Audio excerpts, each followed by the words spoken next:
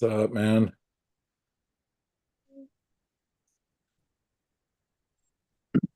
Up. Hey, how you guys doing? I'm doing. Yeah, How about you? doing as well. Yeah, doing okay as well as as we can. Okay.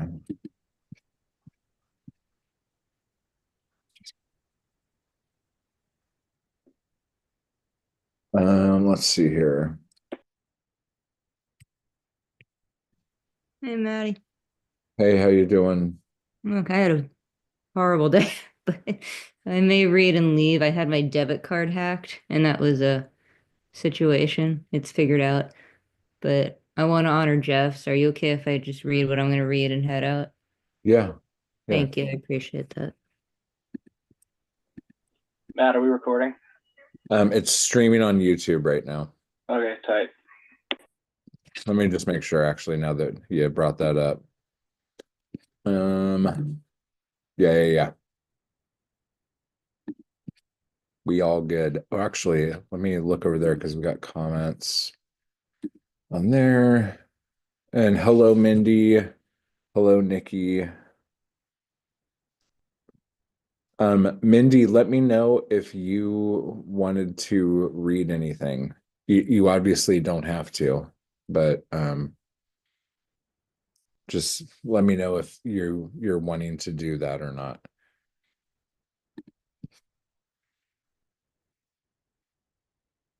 Oh. And then Deadpan Lizzie, whenever you are ready to go, you can go ahead. Okay. Well, thank you, Matt, for hosting this. Beanie blessings to everyone. It's been a minute since I've done an online mic, like months. Met Jeff Taylor through the online mics. I never had the pleasure of meeting him in person, but he was a beautiful human and poet. And I'm glad I got to share space with him, his time on Earth, and Matt as well, who we met. I think I met Jeff through you through Jeff. Yeah. Um, and Jeff always loved when I was hosting open mics. He actually, Matt and I were talking yesterday about how we couldn't figure out how to do live stream and realized Jeff had taught both of us. And I think Jeff would have liked to know it made us both chuckle in these hard times.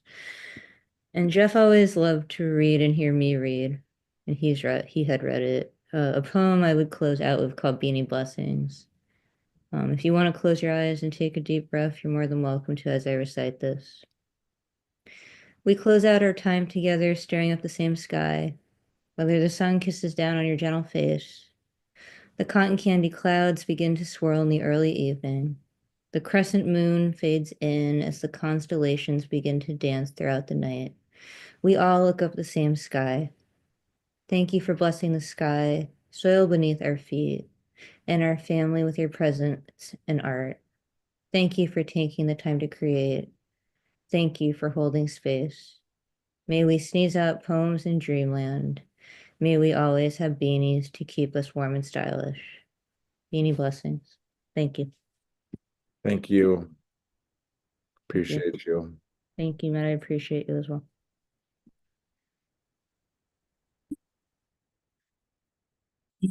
Well, just so you guys know, the the website to donate is I think it's I just want to make sure I don't like get this wrong. I just had it. We love the taylorfamily.com. Um, so again, it's we love the taylorfamily.com, and they already hit their fundraising goal, which is awesome. So if you want to still contribute, I'm sure like it would be appreciated. But if you want to go over there, you can. Um, let's see. Um, Naino, did you want to go next? Yeah, can do. I guess I've thought quite a bit about how I would describe quite how I first met Jeff, but I think it's probably better to bypass a lot of those circumstances and just kind of focus on when I really got to know him, and speak to him and get to know him as a person. Over the last couple of months, he was an incredible guy in the brief time that I got to know him and the few conversations that we had. I like the poem I'm reading, if I can just, is the poem he submitted for the Our Times Now chapbook of yours, Matt. And I know that it is recent, but it reminded me of a conversation that we'd had in terms of what our words were for the year, because that was kind of our prompt, wasn't it? So sort of find a word to summarize our entire year, and write based on that. And Jeff asked if I was going to write for the challenge, and I said I wanted to, but I think I'm taking it too seriously because I don't know what kind of word I want, and he didn't have a word for himself either. So we gave each other our words, and we kind of like made a little mini pact that we were going to write with those words, and neither of us did. Like, yeah, neither of us stuck to the prompt at all, which made me laugh because I thought I was the only one that wouldn't have written something. So it was just, it amused me knowing that he also just kind of did his own thing as Jeff does. So yeah, I will start reading Hanging a Magritte at McDonald's. Tell me of the forgeries hanging in museums, the tragedies that inspired their brushes. Let's talk the fat of how the bacon is made, how the flavor of death can be hammered so enticingly. Tell me there are clouds in your coffee, that you have too many thoughts but not enough hands. I'll lend you a smoke and a glass of water. It might take us days with everything that's been smoldering. I'll tell you I got out of bed like a cold lighter, sculpting what I need from what I've got. A line drawing inked into my pillow. If it's a map of my mind, then it's a part I don't often use. I was changing my clothes when I thought I was changing my skin, refining energy from the crude output of my preoccupation. It's something I can't stop doing. Tell me how to stop the death machine from working so effectively. This isn't an alarm, but it hits me on the side of the head like it was. We were humming different songs. The sound was tracing its hand with my hand. No one could tell we hated it here. We are both crying in our coffee, thirsty for motion. Both of us are smoking, but only one of us is on fire. Dang, dang, dang. Yeah, I remember Jeff writing that. That was awesome. And I remember him sending it in saying, yeah, like this is kind of the prompt, but like not really the prompt. And I'm like, is it the prompt? Because I was there with you when you wrote it. And he's like, oh, well, what I did was yeah, that was some good stuff for real. Do you have anything else you want to share or read or anything? I didn't have anything in mind, unless you had an idea of anything to share. Well, and just like something of yours or something. I have a poem I could share. Okay. I think Jeff would be happy that I wrote it. I'm not sure if he ever got to see it.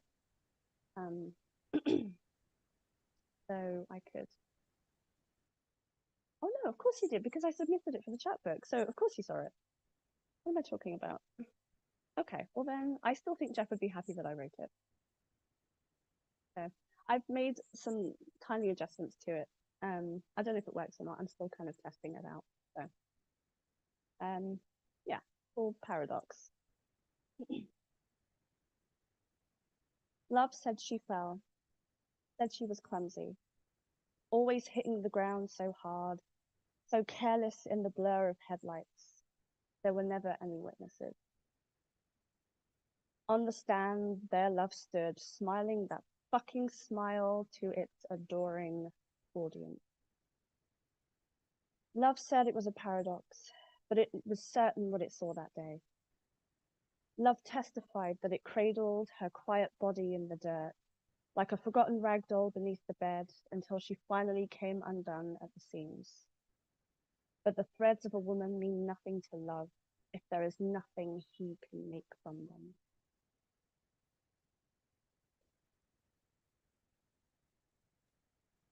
Thank you for sharing. I just wanted to say hello to Nikki and Robert. You guys coming in. Hi. Nikki, were you wanting to read it all? I know we had talked a little bit. I sent you a message, but not to put you on the spot or anything.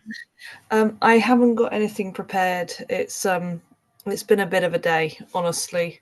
So I just wanted to be here to support everyone and Jeff, you know? Appreciate you.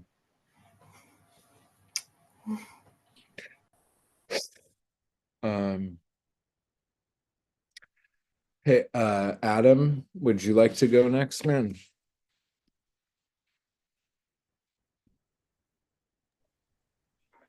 Yeah, of course. Am I audible? Okay.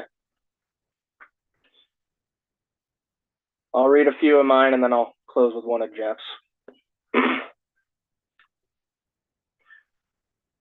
I love the Marine who thinks he's a philosopher, who looks at the other Marines eating the toys and playing with the food, and it's not enough for him to feel that he could kick all their asses and have all their women if it came to that.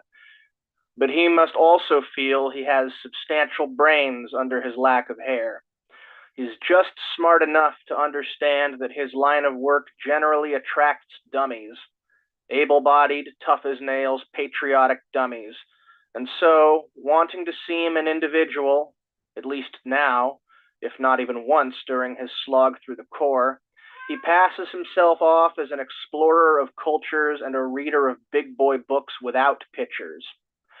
Without exemption, he dumps his chips into stoicism, probably because it glorifies not complaining and approves of, though doesn't directly extol, hard work. You never see the existentialist Marine, or the pessimist Marine, or the Confucianist Marine, or the non-dualist Marine. The pacifist Marine or the antinatalist Marine would just be hilarious.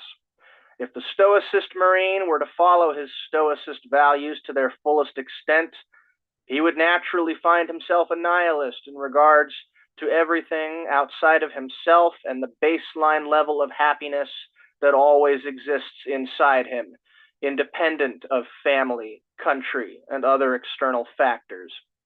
It's no wonder they don't follow it through. It's not the bag of a Marine to be a philosopher. They are creatures of hard action, not hard thought. If they knew why we should live, they wouldn't be fucking Marines after all.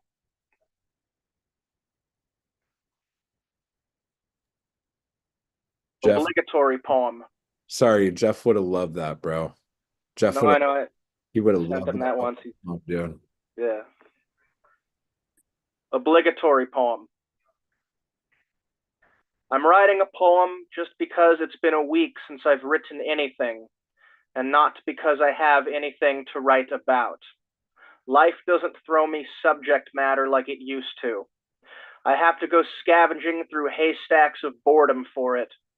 There's nothing ordinary to sensationalize or preserve or transfigure interesting with the power of imagination. It's like trying to jack off with a gardening gloved hand. If I wrote a suicide note today, it would convey as little.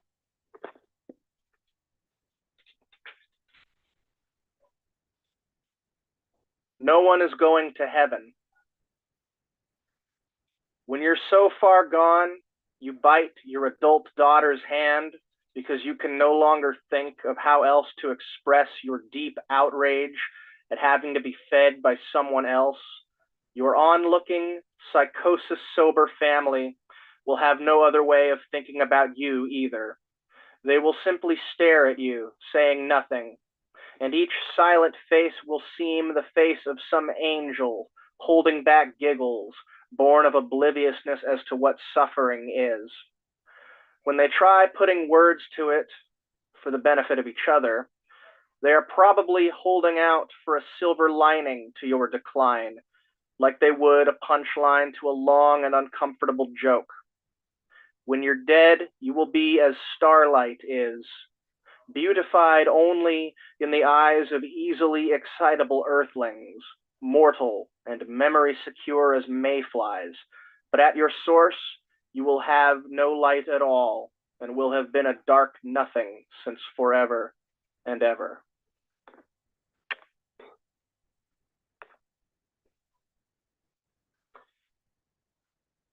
My heart walks in light. This is strange to say, I'll agree, given it float toes, however easily, through such a branch blindfolded, lean-trunked, moss-blackened hollow as this. Stopping in its stride, coincidentally death, never even comes to mind. No mind here. It's a walk with no destination. I mean it. It will never reach anything. How does it do it? Well, it doesn't. It won't. It'll quit eventually or be made to quit. I wish I could maintain that level of confidence that despair will quit.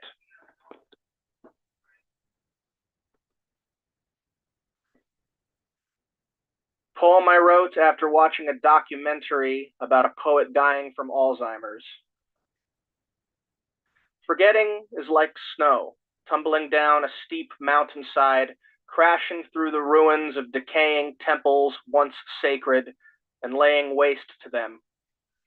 The movie of one's consciousness projects an increasing number of corroded film frames, paper yellowed, or oven browned, or blackout blued.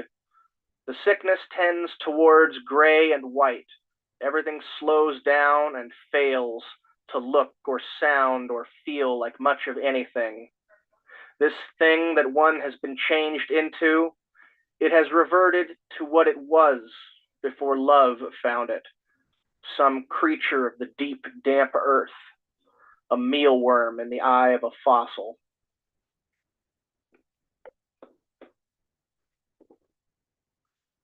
All right, this is a poem by Jeff that his Bandcamp says is from his chapbook, Heroes Make Better Sandwiches Than People, which is a great title. The last interaction I had with Jeff was on Instagram. He was showing me pictures of a poetry collection he was reading called The Dark by Howie Good. And I read a couple of poems from it and I said, looks good. And he said, yeah, man. That's it. Arguing with Myself Over Sushi by Jeff Taylor.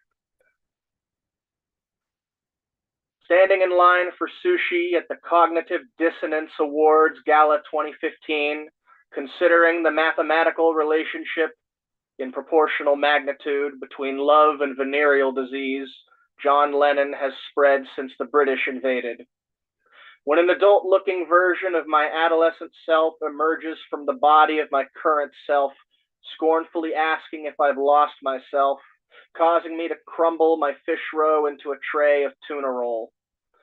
I think about telling me a defeated man can bleed enough to change the world.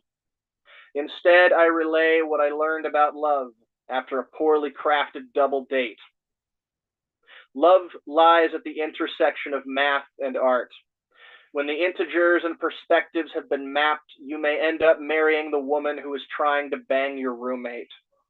but if you keep your compass pointed north, there's a reliable formula for success. Considering your devotion to myth and the angles at which you've debased our rice, I surmise philosophizing with you will be like the relationship between masturbating at Thomas Paine's funeral and a tree falling in the woods. If there's no one around to debate the metrics of morality, then no weights or measures can be applied. Lacking moral conversation, I assert the high ground, drawing a dick vacation land around the pimpled grill of my immaturity.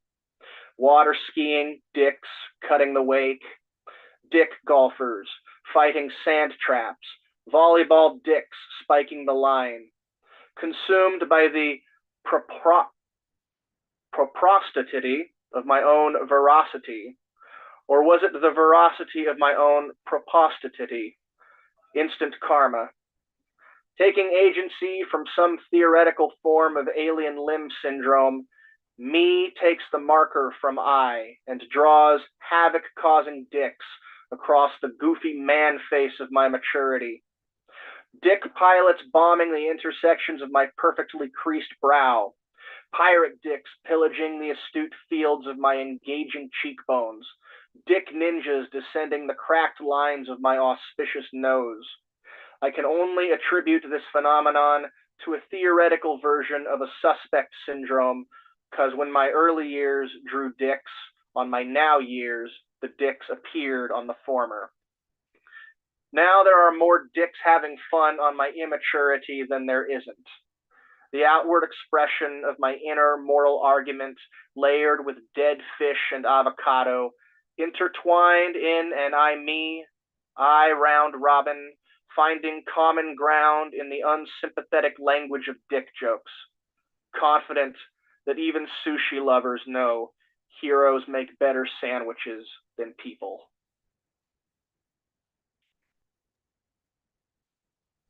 Thank you. Thank you, ma'am. And then for those of you who wanted to check again, the website is welovethetaylorfamily.com if you want to throw them some help. Just like it's mainly for like meals and stuff like that. So go take a look at that website if you can. And then Robert, would you like to jump in, man? Yes, I'd like to share. Can I share the screen also? Let me see. How do I do that? I actually, let me see. Do I know how to do this? I can tell you. Oh yeah, tell me. You go to the bottom, you see security. Hang on a second. Go to the bottom and see security. Or do you see share? I see share, yeah. So click on that Mm-hmm. and it should allow you to let people share. Does it? Let me see. Share this, share that. Nope, that was weird. I guess so. It's talking about your different browsers. Okay. Let's just do this. Click on participants Okay. and then click on me and right click and make me a co-host. I should be able to share as a co-host. Let me see. Right click on you. That's not happening. Let me see. I don't have anything that says that I can make anybody a co-host here. If you click on me and then there's three dots, if you click on those three dots, you should be able to assign me to be a co-host. No, just it doesn't have three dots next to you. It just says more next to you, and it doesn't ask or doesn't offer that. Let me check if I could do it. No, I can't do it there. Participants, yeah. chat, stop chat, pin, rename. Oh, make host. Here we go. Boom. There you go. Yeah, I guess. There you go. Okay, thank you. Okay, that'll work.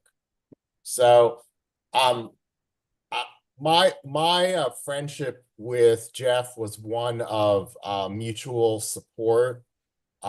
We both helped each other as writers, and I'd say about 2 years ago, he was interested in writing a new poetry book, and I I did. He sent me a listing of his poems, and I did a review of them and helped him come up with what the theme of the book would be. And I'm just going to show you what some of my comments were so you can see um, my style. The first one was what converts these individual poems into a collection. Um, there were two primary themes in his listing of about 30 poems. The first one was identity, self-permanency, and the second one was about addiction, and then there was a third theme about death not being permanent. So I helped him identify what the themes were and how he could select the poems to make the whole book one theme. And I also gave him advice for the production of the book. Several of his poems were 3 pages or more. I suggested that he cut the maximum length of the poems to be 2 pages so that the longer poems could be side by side. So when the reader opened up the book, they could see both parts of the poem at the same time. And these were some photos that were available of Jeff that he had created himself for his open mic, The Garage Poet. I was planning on creating a banner for Halloween, and I wanted to use one of the images of his headshot. I chose the one in the center, and then I ended up creating this banner for the event with his image at the top.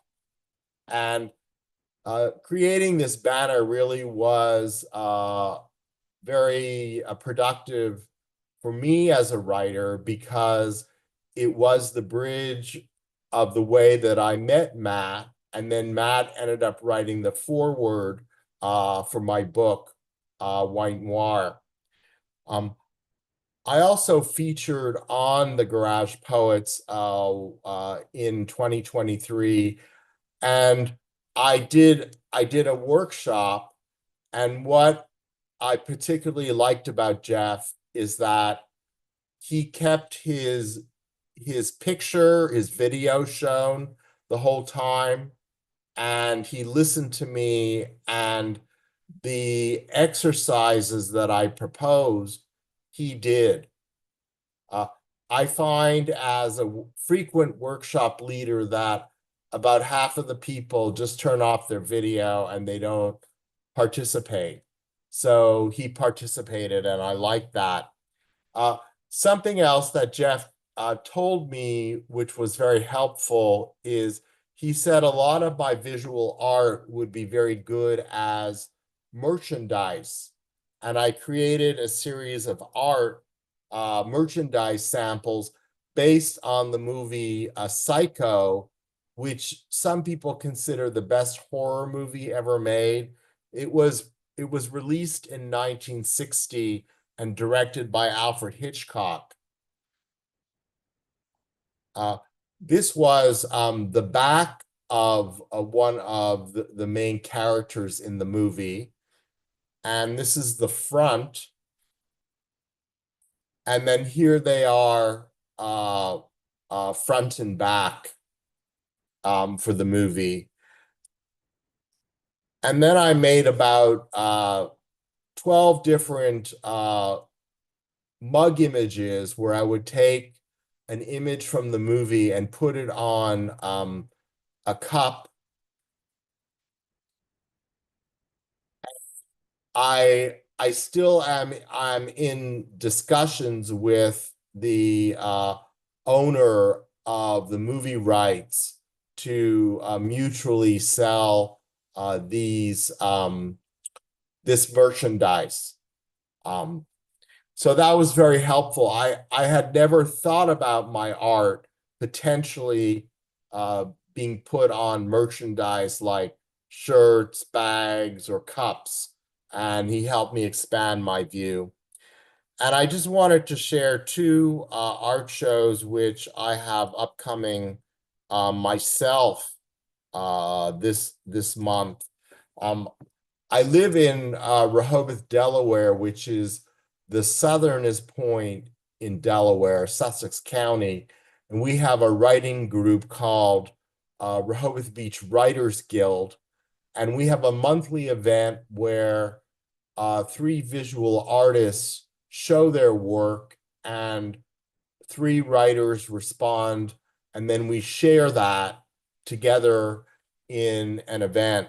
So one of my images is being used for that for April, and this is the image. It's called Voxel Art Pig, and voxel art is a digital art filter which will make your image look like Lego.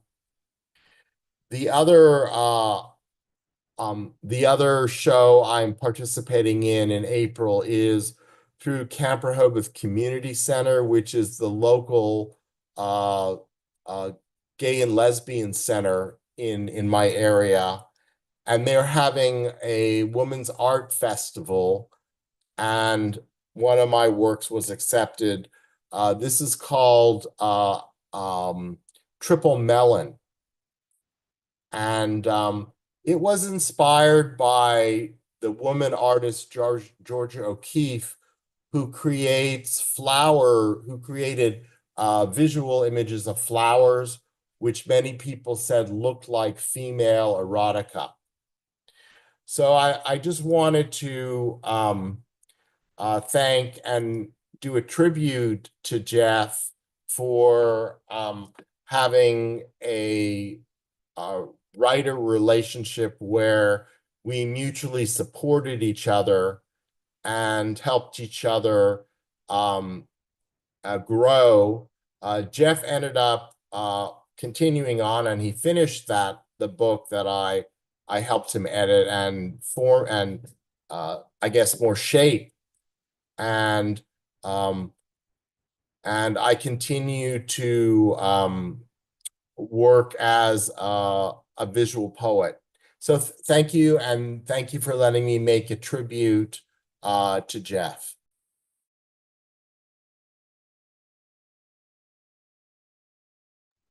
Thank you for doing that, man. Appreciate it. Okay. So I am going to read some poems that I wrote with Jeff in mind. He was kind of the inspiration for some of these, and these were all done back before this happened. Hang on, like I just gotta check something. And Thomas, hello, dude. Thank you for coming by, bro. So this one, I'm just gonna read some of these and then I'm gonna talk a little bit about Jeff. This one was written last fall, or 2 falls ago, actually. Because I put out a book called Drinking Less, and then the next month I put out a book called On the Beach. And then Jeff said that he wanted me to write a different book. So this is to Jeff. Jeff wanted drinking on the beach. So here it is. I had a Bloody Mary, then a ruby grapefruit white claw, then a Bud Light Chelada with Clamato. The wind feels good, the sun feels good, the water feels good, the ocean sounds good, the women look good. I'm laying on a blanket, getting drunk, but trying to sober up. I needed to piss, but am pressing my cock against the sand, trying for a hard on so I don't piss myself. Made an ass of myself a couple times, and I'm looking for that exceptional female while being haunted by ones with flaws that I love. I hope you're well, Jeff. Miss ya. Um, so that was one. And then the next couple are from the writing Zooms that we do. And these are very recent. This one's called Jeff Went to the Moon. Jeff went to the moon, and this was written, by the way, on the February 11th writing Zoom we did. Jeff went to the moon. I wanted all I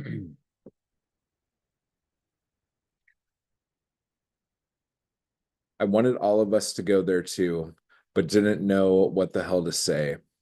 So in thinking about it, it reminded me of this thing I used to say all the time.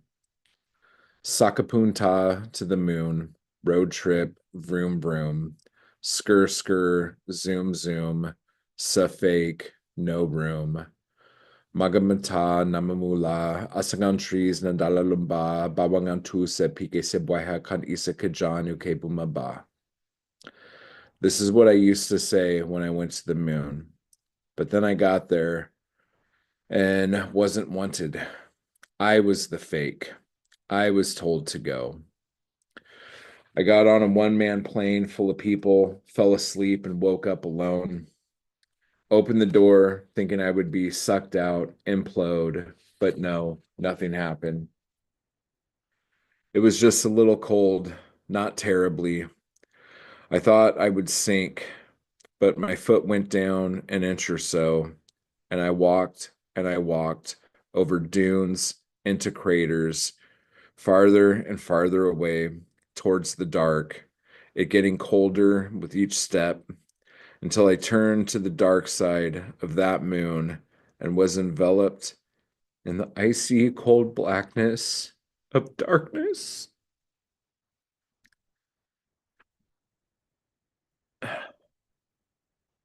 I smiled. I was home.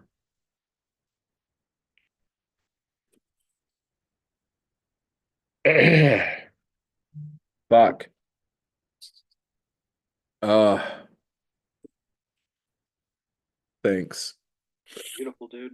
Thank you. And this one I couldn't have written without Adam.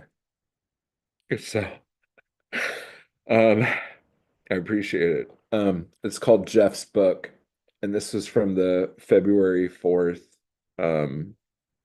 Zoom we did. Uh, Adam tried to judge Jeff's book.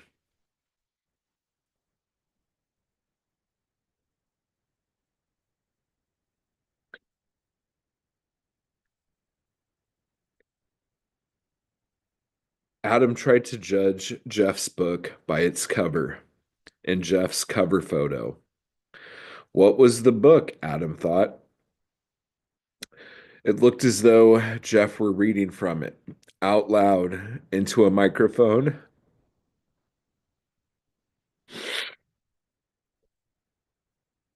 Under a spotlight. What book is that? Adam asked. Jeff answered. Then he showed us the book.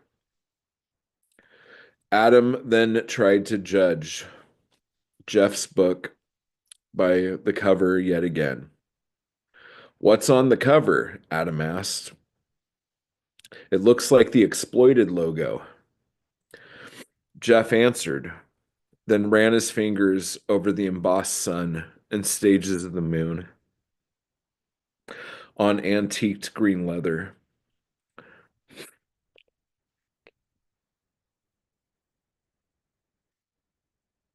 We all nodded. We all agreed. The book was cool. We had all judged the book by its cover equally.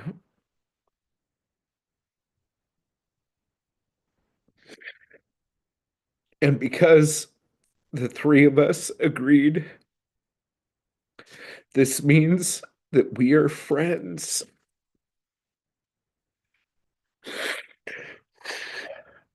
We share the same prejudices. That's how friendship works, or so I'm told. And there it was. It was as clear as day, and we all lived happily ever after. Fuck me, dude. Oh, shit. I remember that workshop. And when That was a good night, man. That was really good. it was really good. Um, oh shit. This last poem is one Jeff sent me for the blood rag. And me being the stupid fuck I was, I told Jeff, I'm like, yeah, I don't know if I'm gonna do like line counts anymore. Like just, like the shorter the better, but like, just send a poem. Let's just see. Like, let's not like be weird about it. And Jeff's like, oh, okay. So then he sends me some fucking like 2-page fucking poem because, it's a fucking a one sheet fucking thing. And Jeff's like, oh, hold my beer. No line. Okay, let me fucking do this. So that's just but then he ended up sending me a shorter one because I said, Jeff, I love this poem, but it's too fucking long, man. And so here we go. This is the last the last poem.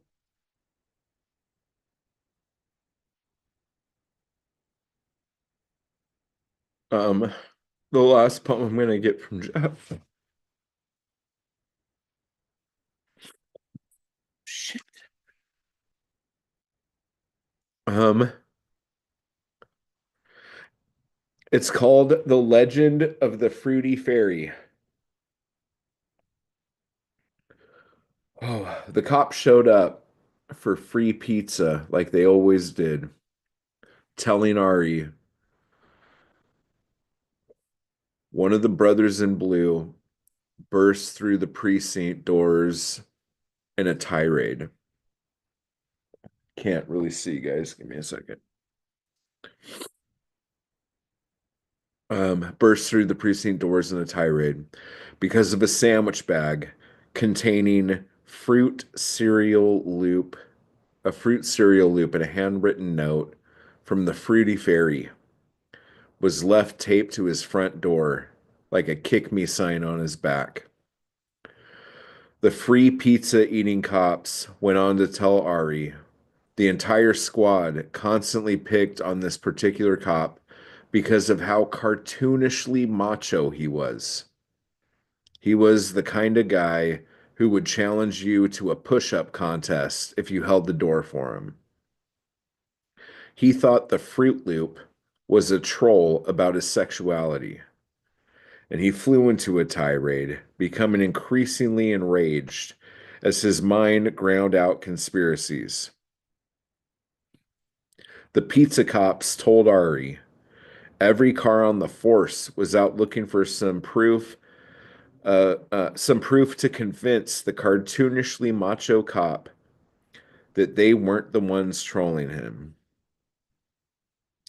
Even when they hinted at suspecting Nolan, Ari didn't tell the full of pizza cops that we were the culprits. She didn't let it slip that a group of us went door to door, taping sandwich bags of Fruit Loops and notes to every house we had enough supplies to adorn.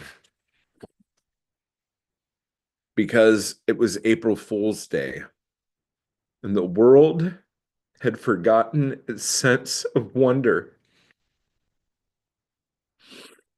I still can't believe they didn't see us standing in the middle of the street, circling the double yellow line in celebration, nonchalantly toasting the biggest joint we could roll, like we were blazing on with the moon, invisible to anyone who wasn't us. Um, that's just a lovely image I have of um him and his wife. It's really nice. Um, but Jeff was that kind of guy, like really the sense of wonder was really important to him. And as old as fuck as he looked, um when you talked to him or looked at him, he was like just a small child. And I don't mean that in an insulting way. He just had so much like innocence in someone who had seen so much horrible shit and who was able to write about the absurdity of fucking everything with such clear fucking lines.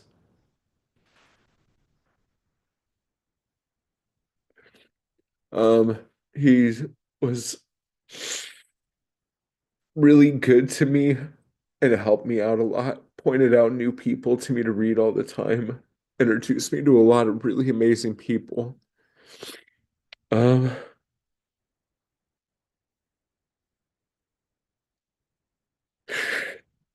and his poor family. Fuck. But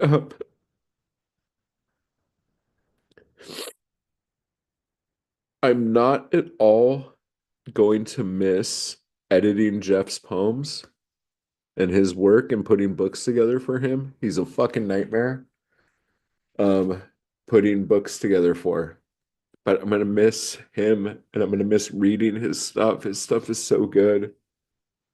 And I'm gonna miss him coming to the Zooms, coming to the writing workshops and stuff, and not following a single fucking direction and doing whatever the fuck he wants, or just like disappearing for half the thing and then coming back and saying, "Oh shit, I forgot."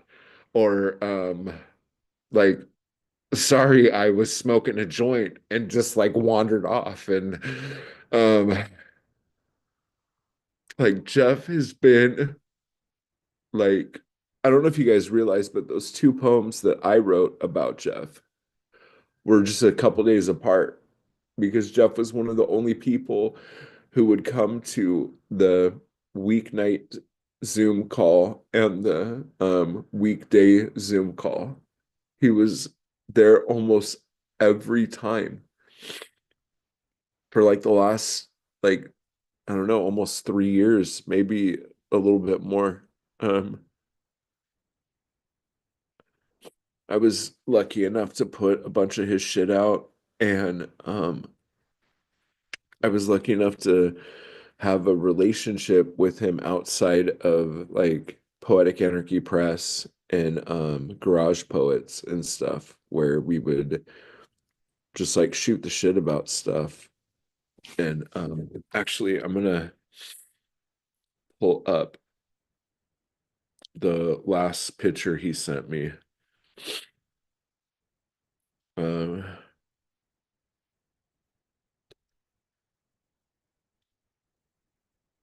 I was wandering around a museum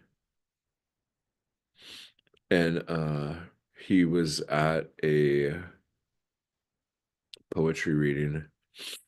AWP is actually this week, and Jeff was really wanting me to go so I could see one of his friends reading. But this is the last picture I got of Jeff, him hosting a open mic night. Not that that's like, hey, here's the last picture I got of Jeff. It's just because I sent him this picture right before that. And I know I talked about this before, but it's the tragedy of images, and it says that this is not a pipe. And then Jeff sent me a picture of his fucking face. And I'm like, that's not a Jeff. You know, like that's just a picture of a Jeff. Um, but I don't know. Nikki said it, I think, the other day in one of the streams. And she said, be more Jeff. And I fucking love that so much. Because even though he would like he also, to be fair, the little mischievous bastard that he fucking was, he really liked when I would get super mad and want to go after motherfuckers. And so he would always try to like start shit with me with other poets and then try to get me to fucking like call him up or like write him or like do a video on him. And then like I would get all pissed off and he would go, it's probably nothing. I'm just kind of making some of it up and making it bigger than it is. And then he would just like laugh about it and be like stoned as fuck or whatever. But he liked the drama, and I'm such a fucking loudmouth motherfucker that like I'm sure I gave Jeff as much entertainment as he gave me. So that works out. Um,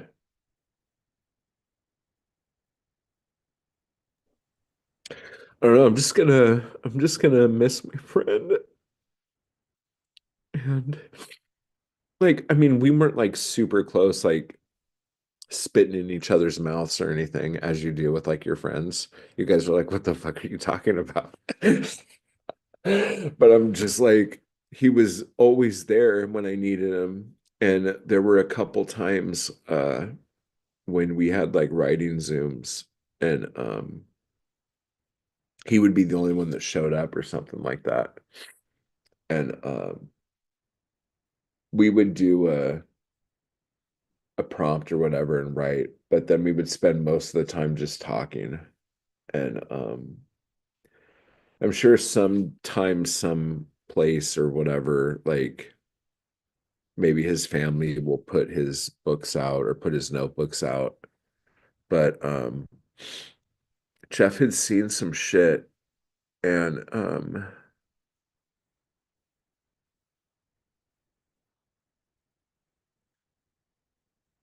he had seen some shit, and he knows all of his questions are now answered or not. And I guess I'm going to stop talking now. Just Jeff, I miss you, buddy. And like it's just not going to be the same around here at all. So with that said, I don't know. Nikki says, I promise to derail the Zooms in memory of Jeff. That's fucking hysterical. Would have been funny if you posted that entire poem in the blood rag, but in unreadably small print. I should probably just fucking do that anyway. Like the next blood rag is just like incredibly small print, Jeff's giant poem. That's not a bad idea, dude. That's not a bad idea. I think he'd appreciate that. For real. For real. The last picture looks really funny too. It looks like he's like bored and he's about to get up and leave. And it's funny because he has his back turned to the whole fucking room of the open mic night that he's hosting. And he was probably stoned out of his head. Like, let's be real. But yeah. Oh shit. Does anyone else want to say anything? Like no pressure, nobody has to say anything. I got a little heavy there, so Really get as heavy as you need to be. Yeah. Not that nobody else feels the same, but I just wish I had more time. so yeah. And again, for those of you watching this not live or even live if you are, we love the taylorfamily.com is their thing for donations. Definitely check that out. Like once this is all done and I could go back into the video, I'll put a link in the video. But a couple people who wanted to be here weren't here, and I'm sure they're just I hope everybody's okay. Um I don't know what else to say other than Jeff's awesome. Adam, what's Jeff's Bandcamp? Like is it just like is it this is Jeff Taylor or Jeff Taylor Poetry? This is jefftaylor.bandcamp.com. Yeah, okay. Yeah, check it out, everybody. That poem you read of his was fucking I love that. So good. All right. So we're gonna wrap this up now. And